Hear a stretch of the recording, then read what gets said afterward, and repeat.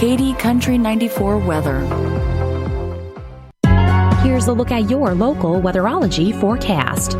Sunshine mixed with clouds at times today, with daytime highs approaching 77. Northwesterly winds 10 to 15 miles per hour.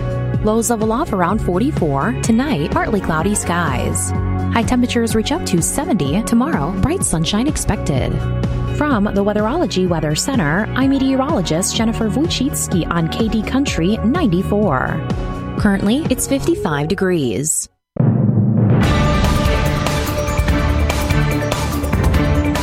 Keeping you informed, this is KD Country 94 and Z96.3 News.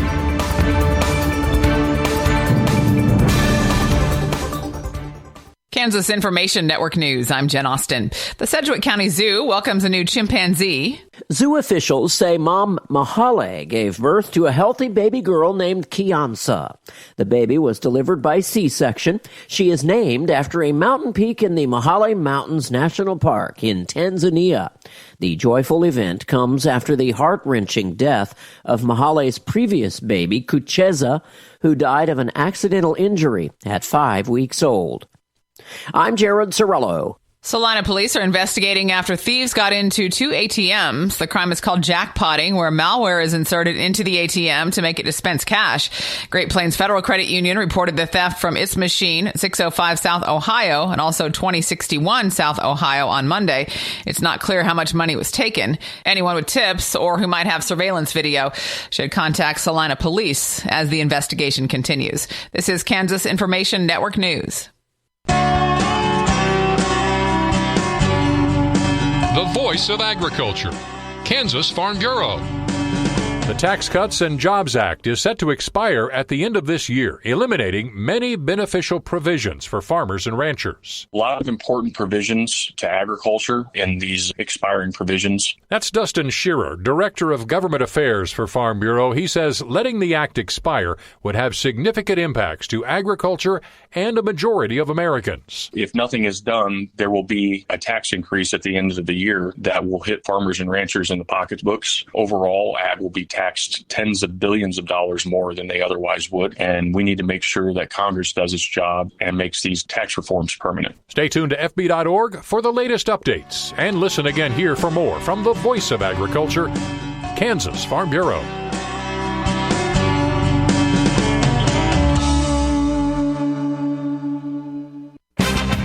Your number one source for local sports in north central Kansas. This is KD Country 94 and Z96.3 Sports. KIN Sports, I'm Spencer Dupuis. Kansas sophomore infielder Brady Bellinger was named Big 12 Player of the Week. The conference office announced on Monday the Big 12 Weekly honor is the first of his career. He slashed .444, .524, 1,056, 8 for 18 with 2 doubles, 3 home runs, 6 RBIs, 8 runs scored, 3 walks, and a OPS of 1.580 in 4 games last week. He had his second multi-homer game of the season on Friday at UCF. 5 of Bellinger's 8 hits were extra base hits that included 3 homers over the weekend at UCF. He scored multiple runs in 3 of the 4 games and also drove in at least 1 RBI in 3 contests. He's the 23rd player in KU history with the Big 12 Player of the Week honor. He joins Tommy Barth, Jackson Hogg, Michael Brooks, and Dominic Vogel as recipients of the weekly honor this season. Number 19, Kansas sits in sole position of first place in the Big 12 standings. The Jayhawks won a season-high 9 consecutive games, including a sweep at UCF this past weekend. They're 27-6 overall. Kansas Information Network Sports, I'm Spencer Dupuis. We're talking with Superintendent of 273 Beloit Schools, Jeff Travis. What a great gift and renovation and fundraiser for your school. The Board of Education on Thursday voted to pursue a new track renovation, a little over $1 million, artificial turf field included at $2.2 million. As you look back at the Board of Education and 2 failed bond elections, Jeff, talk about what the Board of Education's goals were after a failed bond election as far as athletic facilities. You know, it's always been a priority to get these facilities fixed up and to get it to where they're safe, get the drainage fixed on this Trojan Stadium. But it's always been our goal, too, I want to point out, to keep the WPA project intact as well with these projects. The foundation came together. We have our USD 273 Foundation. We came together. That's made up of 3 board members, a couple of administrators, and then a couple 2 community members here. And it was our goal to see what we could do to work on this and see how far we could get and our original goal was to get the track done, because that was the goal in the second bond, was just the track. And the donations just came in beyond belief, and then we got our large donor with the match, and that just set the tone, and it went crazy, John, and it really did. And I can't tell you how grateful we are for the donors. Well, Jeff, we'll talk about that Beloit Educational Foundation that kind of kick-started the whole campaign for the stadium, and you talked a little bit about it. You started that over about 8 years ago. What did you have in mind when you started the Beloit Educational Foundation? You know, when I got here 12 years ago, that was one of the things we talked about, was a lot of schools had educational foundations, or schools were starting to get educational foundations out there. And that was something that we looked at and did a lot of work on to get that started. It is a separate entity, but it is here to support faculty and staff and the students of USD 273, and to be able to do different things. Like, there's been many grant seeking is one of the things. We've done several grants through this foundation over these, I'm going to say 8 to 9 years. I bet this foundation has had just under $1 million in grants in that time, but those have gone to classrooms, and supporting the greenhouse that sits outside our high school was done through the foundation, through a foundation grant. We've done many grants for all classrooms and teachers. We've done Adopt a Classroom through that foundation, to where parents, grandparents, community members donated to different classrooms. We've done different things like support students that couldn't afford eyeglasses, and we would work with other groups in town and get those eyeglasses purchased for kids, or students that didn't have coats, and get them coats. But then the idea evolved here with, let's look at the foundation, let's get this going, let's look at our alumni, and let's see what we can do for Trojan Stadium. And it turned into this, and it's been great. I mean, that was a fantastic quick 60 days there. Well, Jeff, as we talk about the Trojan Stadium Improvement Campaign Committee, you yourself, Heather Johnson, Ryan Isbell, Casey Seifert, took the bull by the horns and ran. Just talk about some of your talks, your meetings, and where you decided to go to try to improve and raise fundraising for the whole stadium completion. Well, I got to tell you, Heather and Casey, they just ran with this. I did behind the scenes work, but those guys were out there doing the work, talking to donors, getting those donations going, getting that alumni. Of course, those two have grown up Beloit Trojans. They live Beloit Trojans now. I've come in and become an adopted Beloit Trojan. You know, but those guys lived it. Ryan too. He grew up a Beloit Trojan, and you can see that pride just in them with that, and that bound and determination to get these projects done. They ran with it. They did so much work. Heather was out there just talking to so many people to get this done.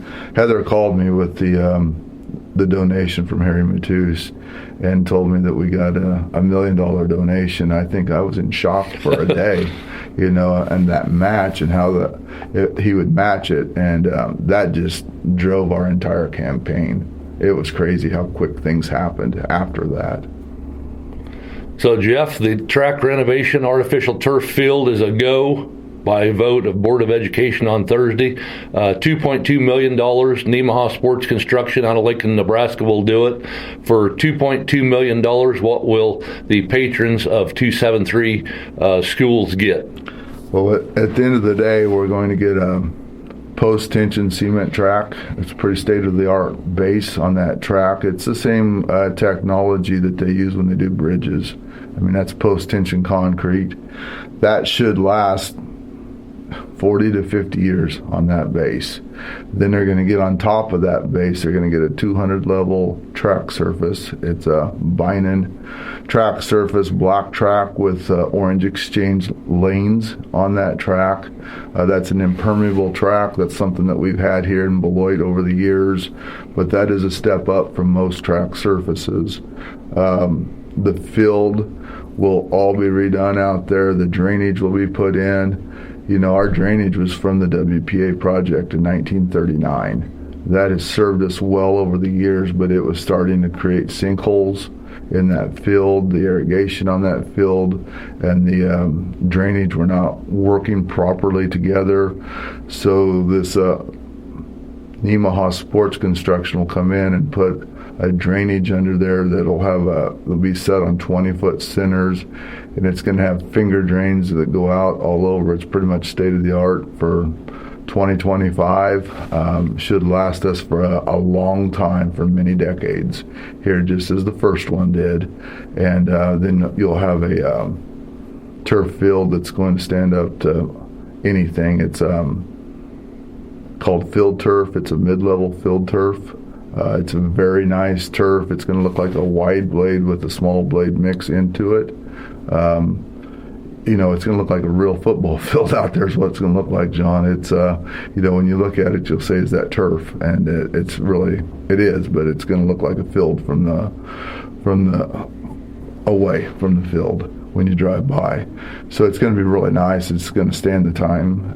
It's the track base comes with a 10-year warranty. The track itself has a 5-year warranty, and the field has an 8-year warranty, but they will live long beyond those warranties. So we should be set up for a long time here.